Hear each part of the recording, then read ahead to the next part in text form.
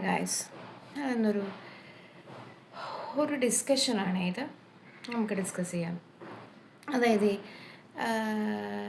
Intelligence, ബുദ്ധി, വിവേകം, തിരിച്ചറിയാനുള്ള കഴിവ്, കോമൺ സെൻസ്, ഇതൊക്കെ വ്യത്യാസമാണോ ഞാൻ പലപ്പോഴും ചിന്തിച്ചിട്ടുണ്ട്. കാരണം ഇത് വളരെ ഇൻ്റലിജൻ്റായ ആൾക്കാരിൽ ഈ കോമൺ സെൻസ്, സാമാന്യ ബുദ്ധി ഇല്ലാത്തത് കൊണ്ട് ഞാൻ ഒരുപാട് ബുദ്ധിമുട്ടിയിട്ടുള്ളതുകൊണ്ട് മാത്രം ഞാൻ അതിനെപ്പറ്റി ചിന്തിച്ചിട്ടുണ്ട്. അപ്പോൾ ഞാൻ ബുദ്ധിമുട്ടിയ കുറേ സംഭവങ്ങൾ, സ്ഥലങ്ങൾ ഞാൻ പറയാം. അപ്പോൾ ഈ ഇടയ്ക്ക് എന്നെ മാനസികമായി ബുദ്ധിമുട്ടിച്ചൊരു കാര്യം ഞാൻ പറയാം. ഇതൊരു കത്തീഡ്രാണ്. ഇങ്ങനെ കത്തീഡ്രൈസേഷന് പോകുന്ന എത്ര പേരുണ്ട്? ഇതുമാത്രം ഒരു ബാഗും കാണും.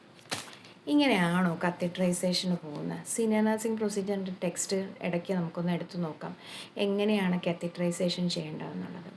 ഇതെനിക്ക് വേദന ഉണ്ടാക്കാൻ കാരണം എന്ന് വെച്ചാൽ എനിക്ക് കത്തീഡ്രൈസേഷൻ ചെയ്തിട്ടുണ്ട്. So I know the pain of catheterization. അപ്പോൾ ഈ മൂത്രം വരുന്ന സാധാരണ ജനങ്ങൾ കൂടെ മനസ്സിലാവണമല്ലോ. ഞങ്ങൾ യൂറിത്ര എന്ന് പറയും ആ മൂത്രം വരുന്ന സ്ഥലം. അതിനകം സ്റ്റെറൈലാണ്, അണുവിമുക്തമാണ്, ഒരണുക്കളുണ്ടാവില്ല. ഈ കത്തീറ്റർ, ഈ മൂത്രത്തിനിടുന്ന ഈ ട്യൂബ് നമ്മൾ അതിനകത്തോട്ട് ഇൻട്രൊഡ്യൂസ് ചെയ്യുമ്പോൾ നമ്മുടെ കൈകൾ ശുദ്ധമല്ല എങ്കിൽ, നമ്മളതിന് ഉപയോഗിക്കുന്ന സാധനങ്ങൾ ശുദ്ധമല്ല എങ്കിൽ നമ്മൾ അതിനകത്തോട്ട് ഒരു ഓർഗാനിസത്തിനെ കടത്തിവിടുകയാണ്. അപ്പോൾ ഒരു മനുഷ്യൻ്റെ ബ്ലാഡറിനകത്തോട്ട്, മൂത്രസഞ്ചിക്കകത്തോട്ട് നമ്മൾ വേറെ ഓർഗാനിസംസിനെ കടത്തിവിട്ട് അവരെ രോഗിയാക്കുക. നമ്മളെടുത്ത ഓത്ത് എന്തുവാ, നമ്മളെടുത്ത പ്രതിജ്ഞ എന്തുവാ, അതൊന്ന് വായിച്ചു നോക്കണം. ആൻഡ് സെക്കൻഡ് തിങ്, ഒരു മുറിവ്, അതൊരു യങ് ഏജിലുള്ള ആളാണെങ്കിൽ കുറച്ച് എളുപ്പം ഉണങ്ങും. എൻഡ് ഓഫ് ലൈഫിലുള്ള ആളാണെങ്കിൽ it will take time to, കുറച്ച് സമയമെടുക്കും. അപ്പോൾ എൻ്റെ സംശയം, ഈ യങ് ഏജിലെ വൂണ്ടും ഈ എൻഡ് ഓഫ് ലൈഫിലെയും ഒരുപോലല്ലേ ട്രീറ്റ് ചെയ്യേണ്ടത്? എല്ലാ ഡ്രസ്സിങ്ങൾക്കും സ്റ്റെറൈൽ ടെക്നിക്ക്, അണുവിമുക്ത രീതികളല്ലേ നമ്മൾ ഉപയോഗിക്കേണ്ടത്? ഗ്ലൗസ് ഇടാതെ ഡ്രസ്സിങ് ചെയ്യാവോ? നിങ്ങളിതൊക്കെ സീനിയർ നഴ്സിംഗ് കോമൺ ആൾക്കാർ അറിഞ്ഞിരിക്കേണ്ടതെന്ന് വെച്ചാൽ, സാധാരണ ജനങ്ങൾ ഇതെല്ലാം ഗ്ലൗസ് ഇട്ട് സ്റ്റെറൈലായ അണുവിമുക്ത രീതികളിൽ തിളപ്പിച്ച സാധനങ്ങൾ, ഓരോ ആൾക്കാർക്കും നമ്മൾ തിളപ്പിച്ച സാധനങ്ങൾ ഉപയോഗിച്ച് മാത്രം, ഒരാൾക്കെടുത്ത സാധനം ഇത് വേറൊരാൾക്ക് എടുക്കാൻ പാടില്ല. ഇനി നിങ്ങളിത് അറിഞ്ഞിട്ടും ചെയ്യുവാണെന്നുണ്ടെങ്കിൽ എന്താ പറ്റുമെന്ന് വെച്ചാൽ, നമ്മൾ നരകത്തിലേക്കൊക്കെ പോകുമ്പോൾ ഇതുപോലെ 100 ട്യൂബ് നമ്മുടെ യൂറിത്രയെ കൊണ്ടുവന്ന് ഇടും, നമ്മളത് അറിഞ്ഞിട്ടും അത് ചെയ്യാതിരിക്കുവാണെങ്കിൽ. അതൊരു കാര്യം. ഇവിടെ പലപ്പോഴും കോമൺ സെൻസും ഇൻ്റലിജൻസും ഐ കാൺ അണ്ടർസ്റ്റാൻഡ്. ആൻഡ് പിന്നെ വേറൊരു കാര്യം, നമ്മൾ ഈ മാനേജീരിയൽ പൊസിഷൻസിൽ എനിക്ക് എൻ്റെ ജോലി പോകും, എൻ്റെ ഫ്യൂച്ചർ പോകും എന്ന് എനിക്ക് അറിയാഞ്ഞിട്ടും ചില മാനേജീരിയൽ പൊസിഷനിൽ ഇരുന്ന വലിയ സ്നേഹവും ബഹുമാനവുമുള്ള വ്യക്തികളോട് എനിക്ക് കയർത്ത് സംസാരിക്കേണ്ടതായിട്ട് വന്നിട്ടുണ്ട്. അതിൻ്റെ ആ ഡ്യൂറേഷൻ മൊത്തം ഞാൻ അനുഭവിച്ചിട്ടുമുണ്ട്. എന്നിട്ടും ഞാൻ എന്തുകൊണ്ട് സംസാരിച്ചു എന്ന് വെച്ചാൽ, നമ്മളൊരു സ്ഥാപനത്തിൽ ജോലിക്ക് പോകുമ്പോൾ ഞാനെപ്പോഴും പ്രാർത്ഥിച്ചിട്ടാണ് കയറാറ്. ഈ സ്ഥാപനം ഉയരണേ, ഈ സ്ഥാപനം ഉയരണേ എന്ന് പ്രാർത്ഥിക്കും നമ്മൾ. അപ്പോൾ നമ്മളൊരു സ്ഥാപനത്തിൽ 25 വർഷമായിട്ട് നിൽക്കുകയാണ്. അപ്പം ഞാനൊരു സീനിയർ നഴ്സായിട്ട് വർക്ക് ചെയ്യാണ്. അതുപോലെ ഒരാൾ ആ 25 വർഷത്തിനുള്ളിൽ എനിക്ക് അവിടെ മെനഞ്ഞെടുക്കാൻ പറ്റിയില്ലെങ്കിൽ എന്നിലുള്ളത് കഴിവാണോ സ്വാർത്ഥതയാണോ കുടിലതയാണോ? ഞാനൊരു 25 വർഷമായി ഒരു സ്ഥാപനത്തിൽ നിൽക്കുന്നു. എന്നെപ്പോലെ ഒരാളെ എൻ്റെ ഡിപ്പാർട്ട്മെൻറ്റ് കൈകാര്യം ചെയ്യാൻ എനിക്ക് ഉണ്ടാക്കിയെടുക്കാൻ പറ്റിയില്ലെങ്കിൽ അത് കുടിലതയല്ലേ? അത് കഴിവാണോ? ഞാൻ മാത്രം പെർഫെക്റ്റായിട്ടൊരു സ്ഥാപനത്തിൽ നിൽക്കുക, എന്നെപ്പോലെ ആരും ഉണ്ടാവാതിരിക്കുക. അവിടെയും അത് മനസ്സിലാക്കാൻ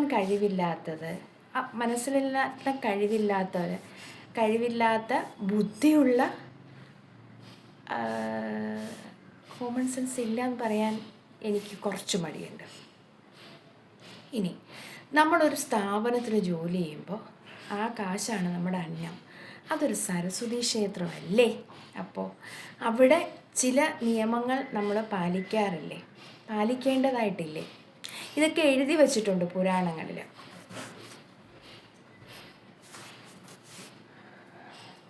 ഇതിനകത്ത് ഇപ്പോൾ നടക്കുന്ന ഇറാൻ ഇസ്രയേൽ യുദ്ധം ഇതിനകത്ത് എഴുതി വച്ചിട്ടുണ്ട്. ആണ്ട് നിങ്ങളെടുത്ത് വായിച്ചൊക്കെ എക്സ്പേർട്സുകളോട് ചോദിച്ചാൽ നിങ്ങൾക്ക് പറഞ്ഞു തരും. എവിടെ? ഞാൻ അത് പിന്നെ പറഞ്ഞുതരാം. ഇതിനകത്തുണ്ട് എന്തൊക്കെ ചെയ്യരുത്, എങ്ങനെ ജീവിക്കണം എന്നൊക്കെ ഇതിനകത്ത് എഴുതിയിട്ടുണ്ട്. അപ്പോൾ നമ്മൾ ഒരു ലീഡർക്കുണ്ടായിരിക്കേണ്ട ക്വാളിറ്റീസ് എന്തുവാ? ലീഡർക്ക് പാർഷ്യാലിറ്റി പാടുണ്ടോ? 100 ജനങ്ങൾ നമ്മുടെ മുമ്പിൽ നിൽക്കുമ്പോൾ ഇതെൻ്റെ കൂട്ടുകാരനാണ്, കൂട്ടുകാരിയുണ്ട്, ഇച്ചിരി ന്യായം, ഇച്ചിരി സൗകര്യങ്ങൾ കൂടെ കൊടുക്കാമെന്ന് വിചാരിക്കുമ്പോൾ അവിടെ എന്താ ഉണ്ടാകുന്നതെന്നറിയാമോ? മറ്റുള്ള ജനങ്ങളുടെ പ്രൊഡക്ടിവിറ്റി കുറയും. ഞാൻ എത്ര ചെയ്താലും ലീഡർ ഇവനെ ഇഷ്ടപ്പെടുന്നുള്ളൂ. അപ്പോൾ അതൊരു കോമൺ സെൻസിൻ്റെ അഭാവമല്ലേ അത് അങ്ങനെ ചെയ്യുന്നത്? ഗ്രൂപ്പിസം. അൺവാണ്ടഡായിട്ട് നമ്മൾക്ക് കിട്ടുന്ന ഡ്യൂട്ടി ടൈം നമ്മൾ ഒരു പർട്ടിക്കുലർ വ്യക്തിയോട് എന്തെങ്കിലും താല്പര്യം നമ്മുടെ മനസ്സിൽ വരുമ്പോഴാണ് നമ്മൾ അവരോട് കൂടി ഒരുപാട് സമയം സ്പെൻഡ് ചെയ്യാൻ ആഗ്രഹിക്കുന്നത്. Am I right? ഇത് ഒത്തിരി പ്രണയങ്ങൾ ഉണ്ടായിട്ടുണ്ട് ചുറ്റും. അപ്പം എനിക്ക് അതിൽ അവരോടൊരു കൂടെ സമയം സ്പെൻഡ് ചെയ്യാൻ എനിക്കും മനസ്സിൽ തോന്നുന്നത് അത് തെറ്റല്ല. പക്ഷേ അതൊരു സ്ഥാപനത്തിലാവുമ്പോൾ അതൊരു തെറ്റല്ലേ? അതൊരു സ്ഥാപനത്തിൻ്റെ ഉയർച്ചയെ ബാധിക്കുന്നില്ലയോ എന്ന് ചോദിച്ചു കഴിഞ്ഞാൽ സമയം, വാല്യൂബിളായിട്ടുള്ള എന്തോരം കാര്യങ്ങൾ ചെയ്തു തീർക്കാനുള്ള സമയം അവിടെ ഇല്ലാണ്ടാവുകയാണ്. ഇനി എൻ്റെ സ്ഥാപനത്തിൽ ഇങ്ങനെയൊക്കെ നടക്കുന്നത് എൻ്റെ സ്ഥാപനത്തിൻ്റെ ഉയർച്ചയ്ക്ക് വേണ്ടിയിട്ടാണ് എന്ന് ഞാനങ്ങ് വിശ്വസിക്കുന്നത് തെറ്റല്ലേ? ഇനി ഞാൻ വർക്ക് ചെയ്യുന്ന സ്ഥാപനം വർഷങ്ങളായിട്ട് ഇവിടെ തെറ്റുകളൊക്കെ നടക്കുന്നുണ്ട്. അതെൻ്റെ ബോസ് അറിയുകയൊന്നും വേണ്ട, അയാളെ ഞാനങ്ങ് ചതിച്ചേക്കാം, എനിക്ക് ഭക്ഷണത്തിനുള്ളത് കിട്ടുന്നുണ്ടല്ലോ, അത് തെറ്റല്ലേ? അതൊക്കെ തെറ്റാണെന്നാണ് ഇതൊക്കെ പറയുന്നത്. ഭഗവത്ഗീതയിലും പറയുന്നുണ്ട്, നമുക്ക് നമ്മളെ മറച്ച് പലതും ചെയ്യാം, പൊതുജനത്തെ മറച്ച് പലതും ചെയ്യാം, പക്ഷേ അതിനും മുകളിലൊരു വിധിയുണ്ട്. പല മരണങ്ങൾ കണ്ടിട്ടുള്ള ഒരാളെന്ന നിലയ്ക്ക് ഞാൻ പറയുക, നമ്മൾ ചെയ്യുന്ന ഓരോ പ്രവർത്തിക്കും ഞാനും അനുഭവിക്കുന്നുണ്ട്. പ്രവർത്തിക്കും ഞാൻ അനുഭവിച്ച ഒരു പ്രവൃത്തി ഞാൻ പറഞ്ഞുതരാം, നിങ്ങൾക്ക് മുന്നിൽ ഞാൻ പറഞ്ഞുതരാം. എൻ്റെ അമ്മ പണ്ട് ഞാൻ ഈ വെക്കേഷനൊക്കെ വീട്ടിലേക്ക് ചെല്ലുമ്പോൾ അമ്മ ചോദിക്കും, എന്തിനാ നീ വന്നേ, അവിടെ നിന്നൂടായിരുന്നു? അപ്പോൾ ഇത് ചോദിക്കുമ്പോൾ അപ്പം മുതൽ അമ്മ എൻ്റെ വൻ ശത്രുവായി മാറി. അപ്പോൾ ഞാൻ എന്താ ചിന്തിച്ചിരുന്നത്, എന്തിനാ എൻ്റെ അമ്മ അങ്ങനെ ചോദിക്കുന്നത്, ഞാൻ ഇങ്ങോട്ട് വരുമ്പോൾ അങ്ങനെ ചോദിക്കുന്നത് എന്തിനാ? ആ പാവം അത് ചോദിച്ചിരുന്നത്, അവർ കുറച്ച് ദാരിദ്ര്യ അവസ്ഥയിലായിരുന്നു, ഞാൻ നിൽക്കുന്നത് കുറച്ച് പോഷായ അവസ്ഥയിലും. മനസ്സിലായോ? അപ്പോൾ ഇങ്ങോട്ടേക്ക് വരുമ്പോൾ ഇവൾക്ക് നല്ല ഭക്ഷണം കൊടുക്കാൻ പറ്റില്ല എന്ന് വിചാരിച്ചിട്ടായിരിക്കും ചോദിക്കുന്നത്. ഇന്ന് എൻ്റെ കുട്ടി എൻ്റെ അടുക്കളേക്ക് വരുമ്പോൾ ഞാൻ സെയിം ക്വസ്റ്റ്യൻ ചോദിക്കാറുണ്ട്. Got it? ഞാൻ അന്നത് മനസ്സിലാക്കിയില്ല. അപ്പോൾ ഇതുപോലെ ഓരോ പ്രവൃത്തിക്കും ഞാൻ എൻ്റെ ചിലരെ കാണുമ്പോൾ നമ്മൾ ചിന്തിക്കത്തില്ല, ഇവരെന്തുകൊണ്ടാണ് ഇങ്ങനെ അനുഭവിക്കുന്നതെന്ന്. കാരണമുണ്ട്.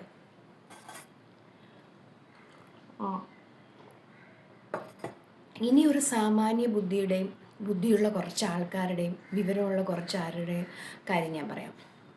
ഒരു കുടുംബത്തിൽ 10 പേരുണ്ട്. 9 പേരും അവരുടെ കുടുംബ ഭദ്രതയ്ക്ക് വേണ്ടി സ്വന്തമായി വീടുകൾ വെച്ച് താമസിക്കുന്നു. അമ്മ പെൺകുട്ടികളെ പ്രത്യേകിച്ച് വീട് വെച്ച് താമസിപ്പിക്കുന്നു. അതിൽ ഒരു ബുദ്ധി കുറഞ്ഞ ഒരാൾക്ക് മാത്രം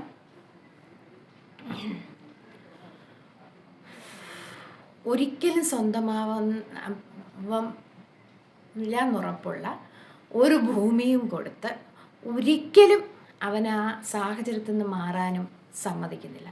നിങ്ങൾ നിങ്ങളുടെ മക്കളുടെ സുരക്ഷയ്ക്ക് പ്രത്യേകിച്ച് വീടുകളും വെച്ച് കൊടുത്ത് നിങ്ങൾ അവരുടെ കൂടെ നിന്ന് പ്രൊട്ടക്റ്റ് ചെയ്യുമ്പോൾ ഇതൊന്നും കിട്ടാത്ത ഒരു സ്ത്രീക്കെതിരെ നിങ്ങൾ പറയുന്നെങ്കിൽ നിങ്ങളുടെ നാവിന് കടുത്ത ശിക്ഷ ഉടനെ ഉണ്ടാകും. ഇപ്പോൾ നമ്മളെല്ലാം ആഗ്രഹിക്കുന്നത്, ഇപ്പോൾ ചില വ്യക്തികളോട് നമുക്ക് യോജിച്ച് പോകാൻ പറ്റത്തില്ല. ഞാനത് കൂടെ പറയും. എനിക്ക് ഈ വ്യക്തിയോട് യോജിച്ച് പോകാൻ പറ്റുന്നില്ല. കാരണം അവിടെ കൊലപാതകം ഉണ്ടാകുന്നതിനേക്കാളും നമ്മളങ്ങ് മാറി നിൽക്കുന്നതല്ലേ നല്ലത്. അല്ലാതെ അവരുടെ കൂടെ ചിരിച്ചുകൊണ്ട് നിന്ന് അവരിൽ നിന്ന് നേടാവുന്നത് മൊത്തം നേടിയിട്ട് അപ്പുറത്ത് പോയി അവരെ കുറ്റം പറയുന്ന എന്തിനാ? അത് നിങ്ങൾക്ക് ധൈര്യമില്ല, സമ്മതിച്ചു. നിങ്ങൾക്കത് പറയാനുള്ള ധൈര്യമില്ല. പക്ഷെ മറ്റൊരാളത് ധൈര്യം കാണിക്കുമ്പോൾ അവരെ കുറ്റപ്പെടുത്താതിരിക്കുക. Am I right? ആൻഡ് ഇങ്ങനെ ഇനി ഞാൻ എനിക്ക് ഒരു ആൻസറും പറയാൻ പറ്റാതെ പോയൊരു, ഇപ്പോൾ ഞാൻ മരിക്കാറായ ഒരാളാണ്. എൻ്റെ ശരീരത്തിലൊരു മുറിവുണ്ട്. ആ മുറിവ് നല്ല അണുവിമുക്തമായ രീതിയിൽ തന്നെ ട്രീറ്റ് ചെയ്യപ്പെടണം. ഞാൻ അന്തസ്സില്ലാതെ മരിക്കാൻ ആഗ്രഹിക്കുന്നില്ല. സോ ഓരോ റിലേറ്റഡ് ടു മെഡിക്കൽ ഫീൽഡ് ഓരോ ആൾക്കാരുടെയും ഉത്തരവാദിത്തമാണ് അയാൾക്ക് ഒരു അന്ത്യയാത്ര കൊടുക്കുക എന്നുള്ളത്. അപ്പോൾ അന്തസ്സുള്ള രീതിയിലൊരു മുറിവിനെ നമ്മൾ എങ്ങനെ ട്രീറ്റ് ചെയ്യുന്നത്? അന്തസ്സുള്ള രീതിയിൽ. ഇയാൾ മരിക്കാൻ പോവുക, ഇയാൾക്ക് നമ്മൾക്ക് അണുവിമുക്തമല്ലാത്ത രീതിയിൽ അൺസ്റ്റെറൈലുള്ള രീതിയിൽ ഡ്രസ്സിങ് ചെയ്ത് അഴുകി പുഴുത്തി ഇയാൾ മരിച്ചോട്ടെ. അതുപോലെ 10 പ്രാവശ്യം അഴുകി പുഴുകി നമ്മൾ മരിക്കും. ഓരോ മുറിവുകളും ഉണ്ടാവുന്നു. അതിലേക്ക് നമ്മളുടെ ശ്രദ്ധക്കുറവ് കൊണ്ട് പുതിയ ജീവികളെ അതിനകത്തോട്ട് ഇടാതിരിക്കാൻ ശ്രമിക്കുക. ഓക്കെ, നമുക്കിപ്പോൾ ഡയബറ്റിക് ഫുഡ് ഉണങ്ങാൻ പാടാണ്. പക്ഷെ ഇതിപ്പോൾ ഞാൻ പറയാൻ കാരണം, ഞാനൊരു OPയിൽ 2-3 ദിവസം മുമ്പ് പോയപ്പോൾ കണ്ടത് ഒരു 200 മുറിവുകൾ, ഉണങ്ങാത്ത മുറിവുകൾ. എൻ്റെ ഒരു എക്സ്പീരിയൻസ് പറയുക, I'm not a better person. ഞാൻ ഒരുപാട് കുറവുകളുള്ള, ഇതിനേക്കാളും കുറവുകളും കുറ്റങ്ങളുമുള്ള, നിങ്ങളുടെ ഭാഷയിൽ പറയുകയാണെങ്കിൽ ഇപ്പോൾ നരകത്തിൽ ജീവിക്കുന്ന ഒരാളാണ്. നിങ്ങൾ എന്നോട് കുറച്ച് പേര് പറഞ്ഞത്, നിനക്ക് ക്യാൻസർ വന്നില്ലയോ, അത് നീ ചെയ്ത പാപത്തിൻ്റെ ഫലമാണ്, നിൻ്റെ കയ്യിൽ പൈസ ഇല്ലല്ലോ, അതുകൊണ്ട് നീ നരകത്തിലാണ്. ശരിയാണ്, ഹിന്ദു എക്കണോമിക്സ് അനുസരിച്ച് കയ്യിൽ പൈസ എടുത്ത് ജീവിക്കാൻ നിവർത്തിയില്ലാത്തവർ നരകത്തിലാണെന്നാണ് പറയണത്. പക്ഷേ അക്കോർഡിംഗ് ടു മീ അതെൻ്റെ മാത്രം കുറ്റം കൊണ്ട് വന്നതല്ല. ഞാൻ ഇല്ലാത്ത സാഹചര്യങ്ങൾ ഒരുവിധം നന്നായി പഠിച്ചു. ഒരു ഭൂമി കിട്ടിയതിനകത്തൊരു ഒരു പുര വെച്ച് കിടക്കാൻ നോക്കിയപ്പോൾ അതിനെ തട്ടിയെടുത്തു. എന്നാൽ ഇനിയൊന്ന് ജീവിക്കാം ഒരു സ്ഥലത്ത്, 1 സെൻറ്റ് ഭൂമി മതി ജീവിക്കാൻ, അത് തരത്തില്ല എന്ന് പറഞ്ഞു. ഞാൻ ഒരിടത്ത് നിന്ന് അടിവെക്കാൻ പോയില്ല. കോടിക്കണക്കിന് സ്വത്ത് ഉള്ള സ്ഥലങ്ങളിലൊന്നും അത് വേണം എന്ന് പറഞ്ഞ് അടിവെക്കാനൊന്നും പോയില്ല. തെണ്ടിപ്പറക്കി ഇപ്പോഴും ജീവിക്കുന്നു. അപ്പം അത്രയും ചതികൾ ഒരു സ്ത്രീയെ ഒന്നുമല്ലാതെ ആക്കി തീർത്ത് ചുറ്റുമുള്ള ജനങ്ങൾ ഇത്രയും ചതി ചെയ്തുവെങ്കിൽ അവിടെ വീണ്ടും അവരിങ്ങനെ ജീവിച്ചിരിക്കുന്നുവെങ്കിൽ അതവരുടെ കഴിവല്ലേ. ഷൈനി ഓർമ്മയില്ലേ 2 കുട്ടികളായിട്ട് ട്രെയിനിൻ്റെ ഇടയിൽ ചാടിയത്? അപ്പോൾ ഇങ്ങനെ ഇറ്റ്സ് ലൈക്ക്. ഇനി ഞാൻ വേറൊരു കാര്യം പറയട്ടെ. നിങ്ങൾക്ക് നല്ലൊരു ഫാമിലി ഉണ്ട്, നിങ്ങൾക്ക് കഴിവുണ്ട്, നിങ്ങൾക്ക് ജോലി ചെയ്ത് ജീവിക്കാനുള്ള പവർ ഉണ്ടെങ്കിൽ നിങ്ങൾ എന്തിനാ ഈ വേറൊരു പവറുണ്ട്? ഇത്തിരി പറയാൻ എനിക്ക് ബുദ്ധിമുട്ടുണ്ട്, എന്നാലും ഞാൻ പറയണം. ഒരാളെ സെഡ്യൂസ് ചെയ്ത് നമുക്ക് ചില രംഗങ്ങൾ പിടിച്ചടക്കാം, ചില പ്രൊമോഷൻസും കാര്യങ്ങൾ. എന്തിനാ അത് ചെയ്യുന്നത്? ഇതൊരു മോശമാണെന്ന് ആലോചിച്ച് നോക്കിക്കേ. ഞാൻ ഇലക്ട്രിസിറ്റി ബില്ലടയ്ക്കാൻ നിവൃത്തിയില്ലാതെ പലരോടും കടം ചോദിക്കാറുണ്ട്. ഞാൻ ബില്ലടയ്ക്കാൻ, റെൻറ്റ് കൊടുക്കാനൊക്കെ. നിങ്ങൾ വിചാരിക്കുന്നുണ്ടോ എനിക്ക് സെഡ്യൂസിങ് പവർ ഇല്ലയെന്ന്? ഇല്ല, ഇനി കുഴപ്പമൊന്നുമില്ലെന്നാണ് എനിക്ക് തോന്നുന്നത്. എനിക്കൊരാളെ സെഡ്യൂസ് ചെയ്ത് അയാളുടെ നിന്ന്, സർ എനിക്കിവിടുത്തെ ഒരു പ്രൊമോഷൻ തരൂ, ഒരു കുറച്ച് സാധനം പറയാൻ എനിക്ക് പറ്റത്തില്ലേ? അതൊന്നും ഇതിൽ എഴുതിയിട്ടില്ലെന്നേ. നമ്മൾ കഷ്ടപ്പെട്ട് ജീവിക്കണം. ഇപ്പോഴും പല ജോലികളും എന്നെപ്പോലെ ജോലിയും തൊഴിലും ഇല്ലാതെ തെണ്ടിത്തിരിഞ്ഞ് നടക്കണമെന്നല്ല പറയണത്. ഒരു കുറച്ച് ദൈവഭയം ആവശ്യമല്ലേ? നിങ്ങളെ ഇങ്ങനെ നമ്മൾ സെഡ്യൂസ് ചെയ്ത് നേടുമ്പോൾ ആളുകൾ നമ്മൾ പുച്ഛത്തോടെയാണ് നോക്കുന്നത്. നിങ്ങൾ ഇത്രയും എഡ്യൂക്കേറ്റഡ് ആണ്, നിങ്ങൾക്ക് എന്തിനാ ഈ വക കാര്യത്തിലൊരു മെയിൽ സപ്പോർട്ടിൻ്റെ ആവശ്യം? എന്തിനാ നിങ്ങൾ ഒരു സ്ഥാപനത്തിൽ അതിൻ്റെ ഏറ്റവും മുകൾ തട്ടിലുള്ളവരെ മാത്രം കൂട്ടുപിടിക്കുന്നത്? എല്ലാവരോടും കൂട്ടുപോയിക്കൂടെ? ഞാൻ വളരെ വിഷമത്തോടെ എനിക്ക് ശത്രുത ഉണ്ടാവും, എന്നെ ജോലിയിൽ നിന്ന് ഔട്ടാക്കും എന്നൊക്കെ എനിക്കറിയാം. എനിക്കൊരു മനുഷ്യനെ ഭയങ്കര റെസ്പെക്റ്റും ഒരു പരിധി പറഞ്ഞാൽ കുറച്ചൊക്കെ ഒരു ഉണ്ടായിരുന്നു മനസ്സിൽ. നമുക്ക് ചിലരോടൊരു ഇഷ്ടം തോന്നില്ല. പക്ഷെ ഫാമിലി ആകുമ്പോൾ നമ്മൾ കുറച്ച് കർക്കശമായി സംസാരിച്ച്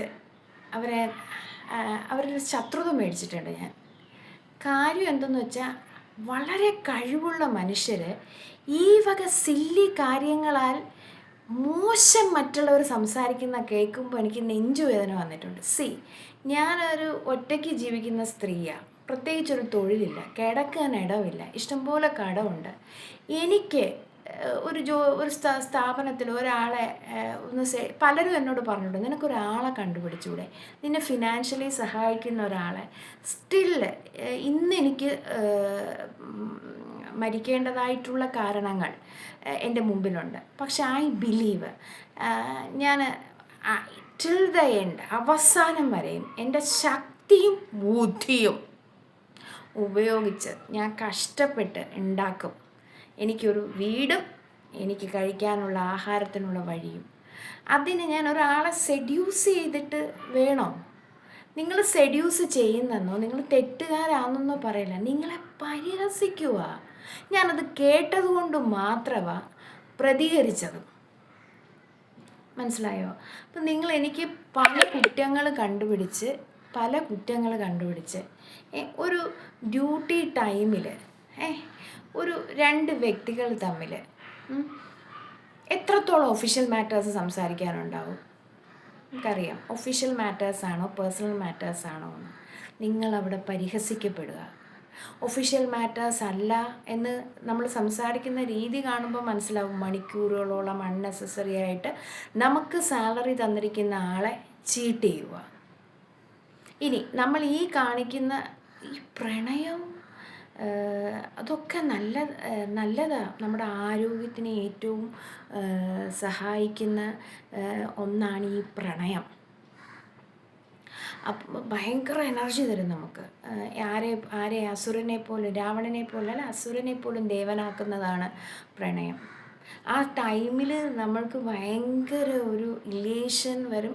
നമ്മളെ കാണാൻ ഭയങ്കര സുന്ദരിയൊക്കെ ആയിരിക്കും. ഒക്കെ നല്ലതായില്ല, അതിന് എഗെയിൻസ്റ്റ് അല്ല. ഒത്തിരി പ്രണയം, ഒത്തിരി പേര് ഞാൻ കല്യാണം നീ ലൈക്ക് എന്തുവാ ചിലരൊക്കെ പറഞ്ഞിട്ടുണ്ട്, ഞാൻ മരിച്ചു പോകും നിന്നെ കല്യാണം കഴിച്ചില്ലെങ്കിൽ. നമ്മളും കേട്ടിട്ടുണ്ടാകും കുറേ. അതൊക്കെ നല്ലതാണ്. പക്ഷേ നമ്മൾ പട്ടികളല്ലല്ലോ. നമ്മൾക്ക് എല്ലാത്തിനും ഒരു ഗോപ്യമായ ഒരു രീതിയിൽ. ഇനി ഒരാളുടെ കൂടെ നമുക്ക് പതിവിൽ കൂടുതൽ സമയം മിങ്കിൾ ചെയ്യാൻ വേണ്ടി ഒരു സ്ഥാപനം വഴിയൊരുക്കുമ്പോൾ അവരുടെ കുടുംബത്തെയും നശിപ്പിക്കുക. എത്ര കുടുംബങ്ങൾ ഇല്ലാതാവുന്നുണ്ട്. അപ്പം സ്ട്രിക്റ്റായിട്ടൊരു സൂപ്പർവൈസർ വേണം. ഇതെല്ലാം എല്ലാവരും കറക്റ്റാണോ, കാര്യത്തിലാണോ നിൽക്കുന്ന എല്ലായിടത്തും? am I right? അപ്പോൾ ഇതൊക്കെ ഞാൻ കണ്ട കാഴ്ചകളാണ്. പലയിടങ്ങളിലും കണ്ട കാഴ്ചകൾ നിങ്ങളുമായിട്ട് ഷെയർ ചെയ്യുന്നതേ ഉള്ളൂ. ഇത് കലിയാണ്. സോക്രട്ടീസിനെ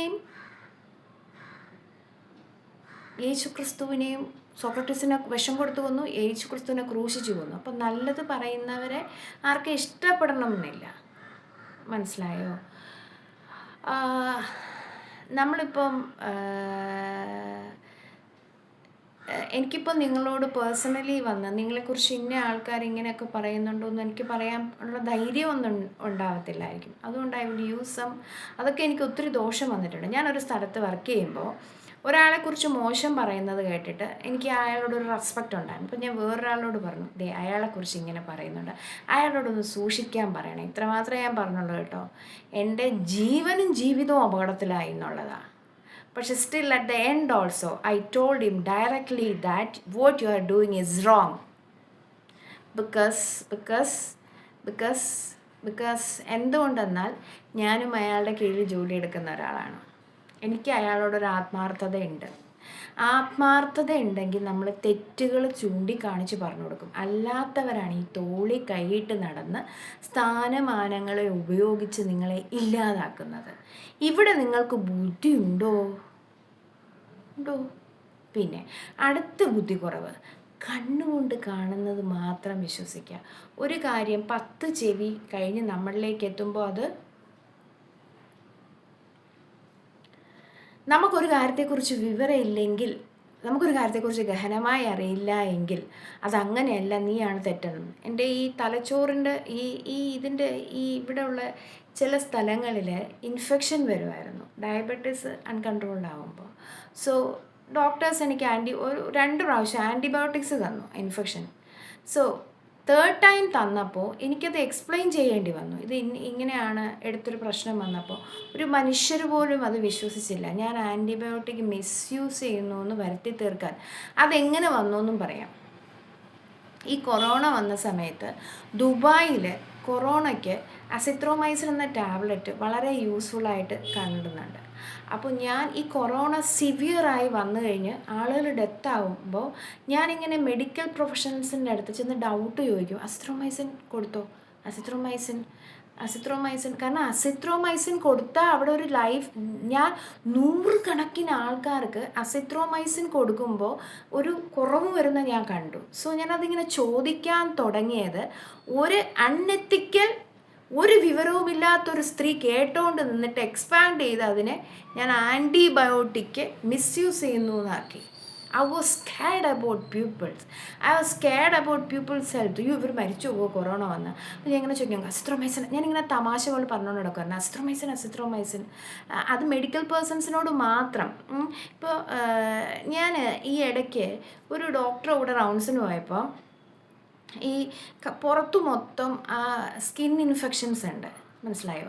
ഒരു അനസ്തെറ്റിസ്റ്റ്, ഒരു കാർഡിയോളജിസ്റ്റ്, ഒരു ഗൈനക്കോളജിസ്റ്റ്, ഇവർ ആ പേഷ്യൻസിനെ മാത്രമേ കാണുന്നുള്ളൂ. ഞങ്ങൾ അങ്ങനെയല്ല, nurses. We proud to say that gynaec പേഷ്യൻസിനെ കാണുന്നുണ്ട്, സർജറി പേഷ്യൻസിനെ കാണുന്നുണ്ട്, കാർഡിയോളജി പേഷ്യൻസിനെ കാണുന്നുണ്ട്, ഓർത്തോ പേഷ്യൻസിനെ കാണുന്നുണ്ട്.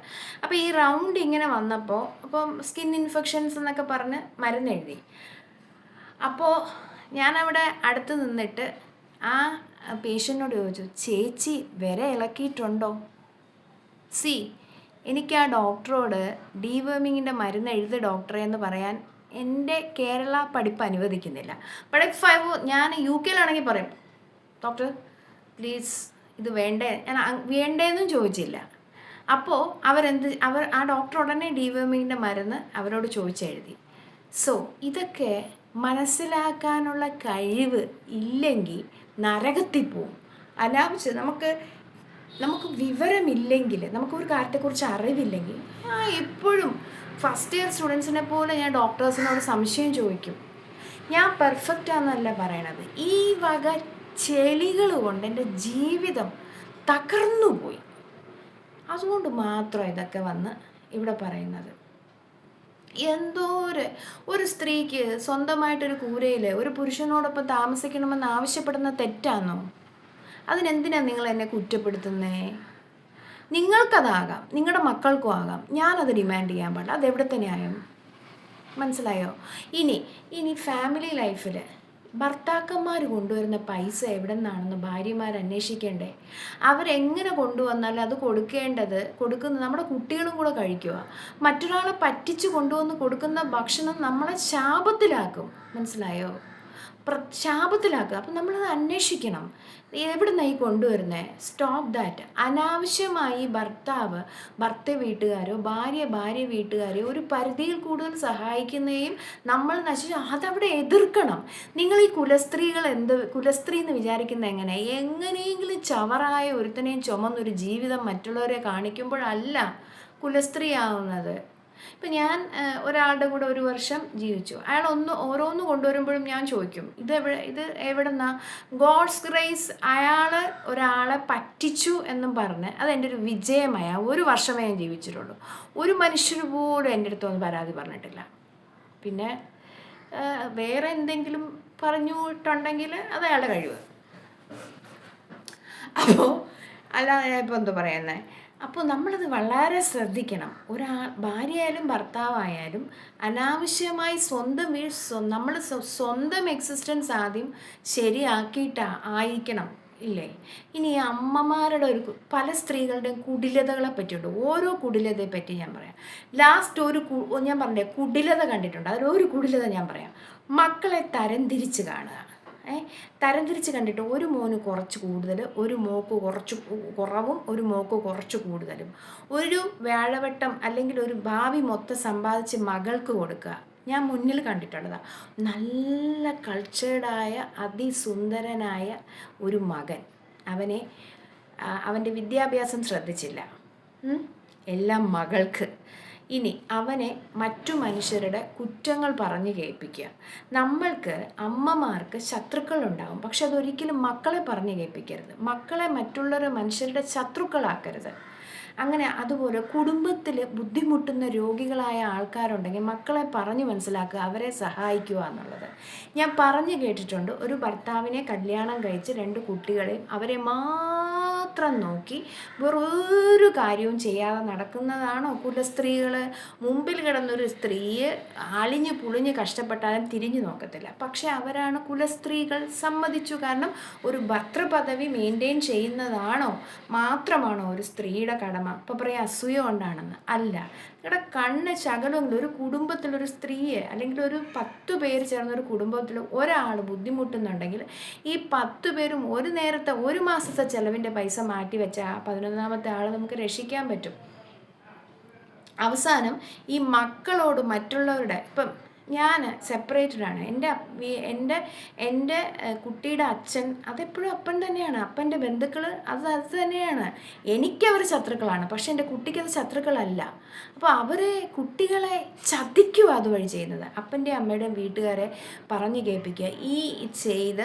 ഈ വളരെ നല്ല ബുദ്ധിയുള്ള ഭംഗിയുള്ള പിള്ളേരെ അവസാനം മറ്റു മനുഷ്യർക്ക് ആർക്കിച്ച് തുപ്പേണ്ട ഗതികേടിലേക്ക് ഈ അമ്മമാർ കൊണ്ടെത്തിക്കും.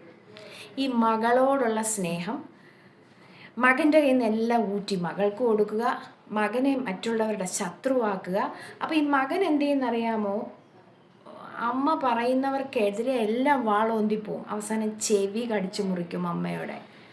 തൻ്റെ മുമ്പിൽ തൻ്റെ മക്കൾ നശിക്കുന്നതും മറ്റു മനുഷ്യർ കാർക്കിച്ച് തുപ്പുന്നതും കാണേണ്ടതായിട്ട് വരും.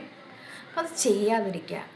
ഏറ്റവും കുടിലതയാണത്, മക്കളെ പലതട്ടിൽ കാണുക എന്നുള്ളത്. അതിനൊക്കെ ശിക്ഷ ഈ പുരാണങ്ങളിൽ പറയുന്നുണ്ട്. ഞാൻ പുരാണം പഠിപ്പിക്കാൻ വന്നതൊന്നുമല്ല. എനിക്ക് ഈ ജാതി പ്രവർത്തനങ്ങൾ കൊണ്ട് മാനസികമായി ഞാൻ ബുദ്ധിമുട്ടി ഒരുപാട്. അപ്പം അത് ഇങ്ങനെയൊക്കെ കാണുന്നുണ്ട് എന്ന് പറഞ്ഞതേ ഉള്ളൂ. ഇനിയുമുണ്ട്. ഓരോ സ്ത്രീയിലെയും പുരുഷനിലെയും കുടിലത എങ്ങനെ എൻ്റെ ജീവിതം നശിപ്പിച്ചു ഞാനത് പറഞ്ഞുതരാം. ചില കുടിലതകളുണ്ട്.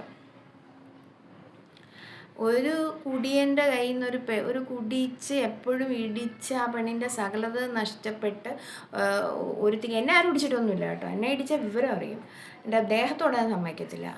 പിന്നെ എല്ലാം നഷ്ടപ്പെട്ട് ഒടിഞ്ഞു കുത്തി കിടക്കുന്നൊരു പെണ്ണ്, ആ പെണ്ണ് വഴിയിലൂടെ പോകുമ്പോൾ പറയാം, ദാ അവൾ അത്ര നല്ലതൊന്നുമല്ല, മോശക്കാരി, നീ നരകത്തിൽ പോവും. ആ പെണ്ണ് അനുഭവിച്ച ദുരിതം ആ പെണ്ണിനെ അറിയാവോ? നിനക്കറിയാവോ? അപ്പം നീ മിണ്ടരുത്. മിണ്ടിയാൽ ഞാൻ കണ്ടിട്ടുണ്ട്. സത്യം ഞാൻ പറയാം, karma is a powerful thing. It will come back to you. ഞാനൊരു ചെറിയ ദ്രോഹം ഒരു മനുഷ്യനോട് ചെയ്തിട്ടുണ്ടെങ്കിൽ എനിക്ക് അതിൻ്റെ ശിക്ഷ കിട്ടും, ഉറപ്പാണ്.